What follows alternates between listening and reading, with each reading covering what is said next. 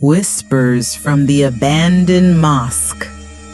In a remote Muslim village nestled among the rubber plantations in southern Thailand, there stands an old mosque, nearly a century old. Locals call it Masjid Dar al-Hasin, the House of the Forgotten. No one has prayed there for decades. Some say an imam once saw a dark shadow praying alone. Others say they heard Arabic whispers coming from the storeroom beneath the floorboards. Out of fear and reverence, the elders locked it shut and forbade anyone from going near it after dark. Yusuf, a teenage boy who had just finished his Islamic studies, was known for his curiosity. He often said, "If we believe in Allah, why should we fear what we can't see?" One evening, while walking past the abandoned mosque after the evening prayer, he heard something from within. Ashhadu an la ilaha illallah. I bear witness that there is no God but Allah. The voice trembled, distorted, like someone trying to mimic a language they had forgotten. Yusuf, driven by curiosity, stepped inside. The mosque was pitch black, but in the faint moonlight, Yusuf saw a silhouette standing in front of the minbar. It was too tall to be human, hunched, with arms that dragged along the floor. And when it turned, it had no eyes, just dark hollows, and whispered endlessly in a language that resembled Arabic, but twisted and wrong. Yusuf ran, but behind him he heard footsteps, light, like they floated, but unmistakably close. That night and the nights that followed, Yusuf began to dream.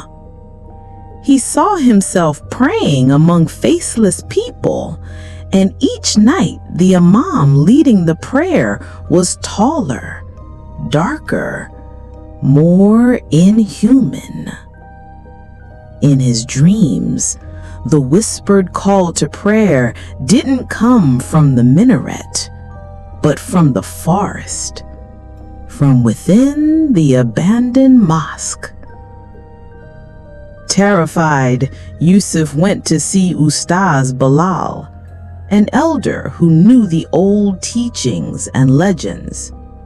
Bilal listened silently, then explained, "Long ago, a jinn disguised itself as a man and prayed among us. No one knew until one night during congregational prayer, it revealed itself. It spoke the name of Allah in a language not fit for worship. It wasn't praying, it was mimicking, trying to slip into our world." After that, the mosque was sealed and left unaccompanied. But perhaps the jinn never truly left. Yusuf began to feel its presence even during the day. He would see a figure standing behind him in mirrors.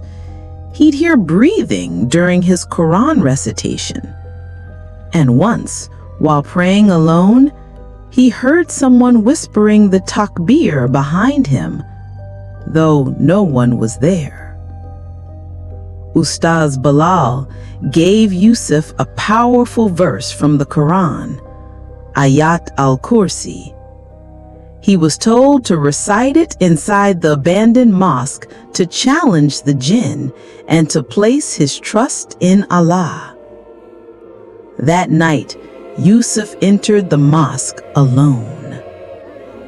He began to recite Ayat al-Kursi aloud. The whispers turned to screams. The floor trembled. The jinn appeared, towering, hunched, covered in shadows, eyes still empty, voice like smoke.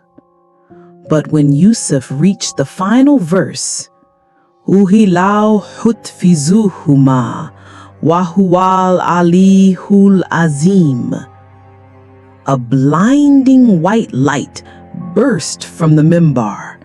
The jinn screamed and dissolved into ash, vanishing into the night air. Since that night, the whispers have never returned. Masjid Dar al-Hassin was reopened, cleaned, and reclaimed by the faithful. Yusuf never spoke of that night again, but whenever he enters a place of worship, he glances upward briefly and silently prays. May what imitates faith never return again.